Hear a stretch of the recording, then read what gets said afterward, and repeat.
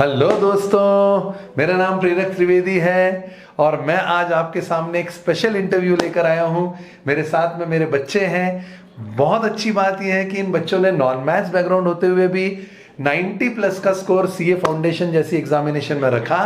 मतलब उन्होंने 2 साल तक मैथ्स नहीं पढ़ा था, पर फिर उसके बाद में पहले ही अटेम्प्ट में 90 प्लस का स्कोर लेकर आए। मेरे राइट हैंड साइड पर है आकर्ष राठौर, जिनका स्कोर है 95 आउट ऑफ 100। आकर्ष भाई, बहुत बधाइयाँ। Thank you. Honestly speaking 5 number के छोड़े अपन हिस्ट्री क्रिएट कर देते। नॉन मैथ्स वाले भी 100% 100 आउट ऑफ 100 ला सकते हैं। और मेरे लेफ्ट में है तनिष्क जैन, जिनका स्कोर है 92 out of 100। Again non maths, 2 साल तक दोनों बच्चों ने मैथ्स नहीं पढ़ा था 10th के बाद में, और फिर उन्होंने एग्जाम में बड़ा स्कोर करा। तो ये इसलिए भी स्पेशली क्योंकि जो भी हमारी व्यूअर्स हैं जो इसे देख रहे हैं, वो जान पाएंगे कि अगर वो चाहें तो वो 90 प्लस का स्कोर सीए फाउंडेशन में ला सकते हैं। कोई मायने नहीं रखता है, चाहे मैथ्स बैकग्राउंड न भी हो तो भी पॉसिबल है। आकाश भाई, आपसे शुरू करते हैं। मुझे बताइए ये कैसे हुआ? जैसा सर ने बताया, नॉन मैथ्स स्टूडेंट था मैं। मैथ्स में इतना बड़ा स्कोर करना, सबसे पहले मैं कहना चाहूँगा सर, क्रेडिट पूरा आपको जाता है। आपका प्रेम है, अदरवाइज मेहनत तो आप ही की है। He can be called a magic man of maths.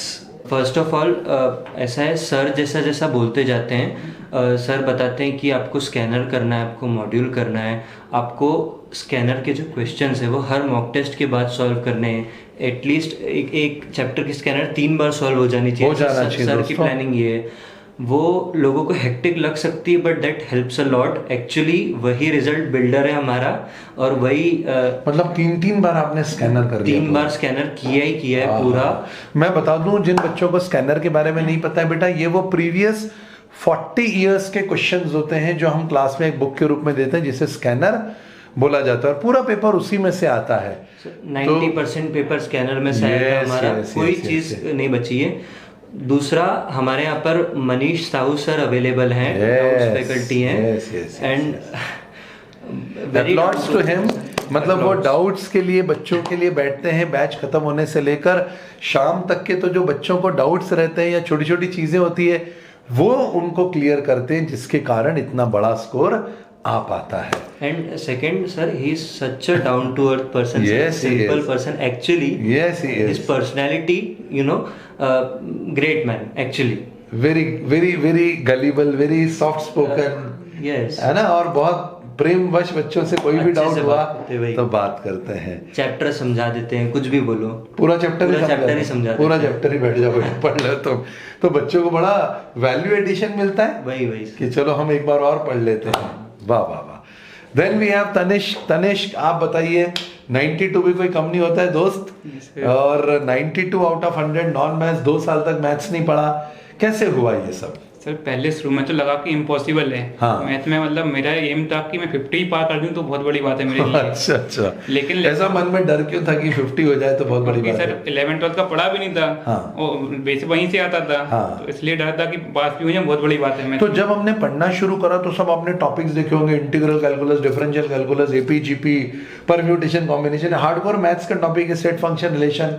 तो धीरे धीरे पकड़ आती चलेगी, कॉन्फिडेंस आती गई। सर आपने इसे कराया ना, एक चैप्टर से कॉन्फिडेंस बढ़ता गया, और साथ में चैप्टर से बाद टेस्ट भी होते थे, उससे वो कॉन्फिडेंस बढ़ा, और बाद में मॉक टेस्ट भी बहुत काम आया सर। उससे ना स्पीड बढ़ी। जैसे आपकी वो कसम है ना, 30 मिनट में 30 क्वेश्चन। हम लोग एक मैसेज भेजता हूँ बेटा, तो आपको भी एग्जाम के पहले एक मैसेज आएगा, कसम तो याद है ना। बस कसम बताई नहीं जाएगी क्योंकि कसम क्लास में इतनी बार बताई गई होगी कि 30 मिनट में 30 क्वेश्चन करना है। जब आप ऐसे करते हुए आगे बढ़ते हैं, बीच में से छोड़ते हुए आगे बढ़ते हैं, तो ऑटोमेटिकली आपका स्कोर भी अच्छा आता है। आप नीचे तक जल्दी से पहुंच के पूरा पेपर देख पाते हैं, और नीचे से जब ऊपर जाते हैं तो सबकॉन्शियस माइंड एक्टिवेट हो जाता है, जिसके कारण आपको जो शुरुआत में क्वेश्चन नहीं आए वो बाद में आ पाते हैं।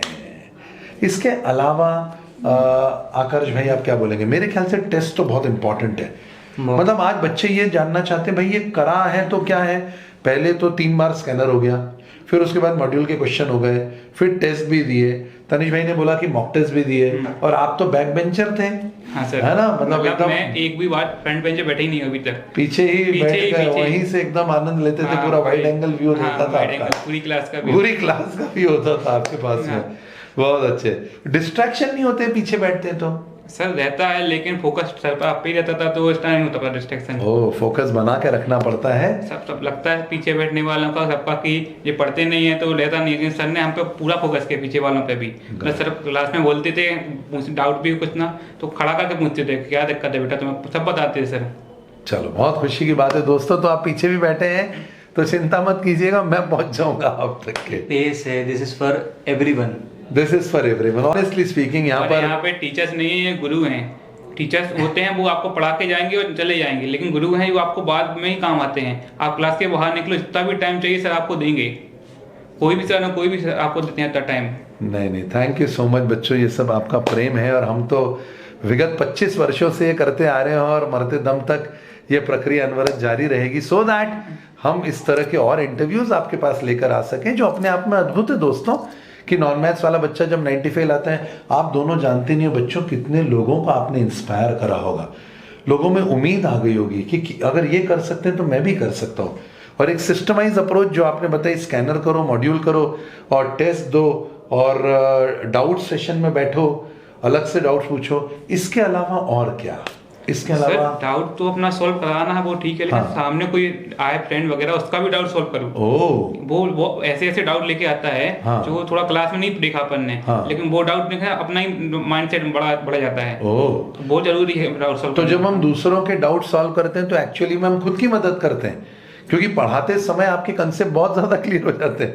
और इसीलिए तो बेटा the best of the like teachers are those who were on the last bench of the classroom. APJ Abdul Kalam बोलते थे, the greatest of the brain in the country are found on the last bench of the classroom.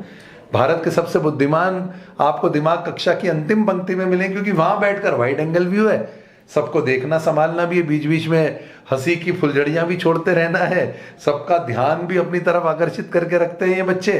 और फिर ऐसी situation में वो teacher के ऊपर उनकी निगाह और टीचर की उन पर निगाह सबसे ज्यादा होती है, तो हाईलाइट होते हैं और पकड़ के उनसे टीचर सवाल भी पूछता है और इसलिए जवाब भी देना पड़ता है।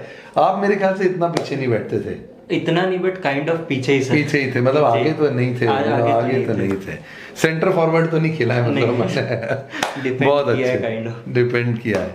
इसके अलावा और कोई बात, कोई स्पेशल मोमेंट यार बेटा जिससे मजा आ जाए पब्लिक को, कुछ ऐसी कोई बात, आपका कोई तजुर्बा, कोई अनुभव, कोई हाई मोमेंट, कोई लो मोमेंट, कुछ अगर आए हो ऐसे लाइफ के अंदर इस दौरान? शुरू में जब क्लास अटेंड किया था तो मैं नॉन मैथ का था, तो लगता था इम्पॉसिबल है सब कुछ, लेकिन सर ने बोला था कि आज से आपका बैकग्राउंड नॉन मैथ नहीं कहलाएगा, आपका बैकग्राउंड प्रेयर सर का नाम रहेगा। तो मैं तो यही बोलूंगा, मेरा बैकग्राउंड आज से नॉन मैथ नहीं कहलाऊंगा, मैं अपना मैथ का बैकग्राउंड प्रेयर सर को देना चाहता हूँ। यस, हम ऐसा जनरली बोलते हैं कि बच्चों तुम नॉन मैथ बैकग्राउंड के नहीं, अभी तुमसे कोई पूछे कि तुम्हारा बैकग्राउंड क्या है तो बोलना है प्रेयर सर बैकग्राउंड है हमारा, तो फिर मेरी भी कहीं ना कहीं क्रेडिबिलिटी जुड़ जाती है। And I would not also leave any stone unturned.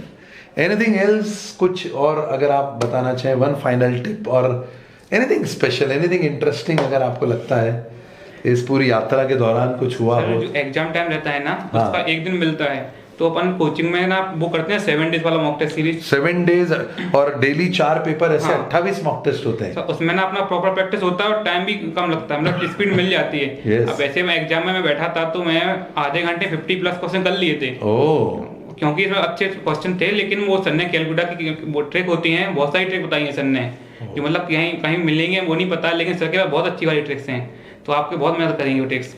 और एग्जाम का एक दिन बचता है ना, उस दिन ना आप पहले तो पूरी तैयारी करके बैठे हो, अब एक दिन पहले ना और एग्जाम है ना जो आईसीआई वाले, वो भी 1-2 लगा के देखो, सबसे मतलब पेपर के पैटर्न पे आना देखो कि मतलब पेपर पे पैटर्न पे आ गए हैं अपन, और ऐसा सा पेपर आता है थोड़ा। मतलब एग्जाम के, तनिष भाई एग्जाम जो होने वाला है उस एग्जाम के पहले एक दिन जो हमको मिलता है, सिलेबस कंप्लीट करके 3 घंटे का एक मॉक टेस्ट लगा लो, जो आईसीआई 2 घंटे का एक मॉक टेस्ट लगा लो, जो आईसीआई की वेबसाइट पर अवेलेबल है। सब्जेक्टिव पेपर्स 3 घंटे के, ऑब्जेक्टिव पेपर 2 घंटे के। Anything Aakarsh should like to से?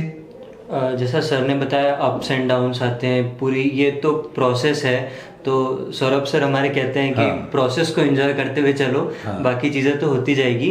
अप्स एंड डाउन्स आते हैं, सबके साथ आते हैं, डाउट वाले फेज बहुत सारे आते हैं जब आप मॉक टेस्ट नहीं दिए हो, कोई से भी पढ़ाई सारी हो चुकी है, तो आपको एक डाउट वाला फेज भी वो रहता है सर कि मतलब सेल्फ डाउट में चला जाता है, सेल्फ डाउट में जाता ही है। बट सर बोलते हैं कि जो डाउट में जा रहा है हम समझ लेना उसने पढ़ा है तभी उसे किसी चीज का डाउट है। World is full of two kind of people. मैं अंतिम बात बोल के समाप्त करता हूँ, दुनिया दो लोगों से भरी हुई है।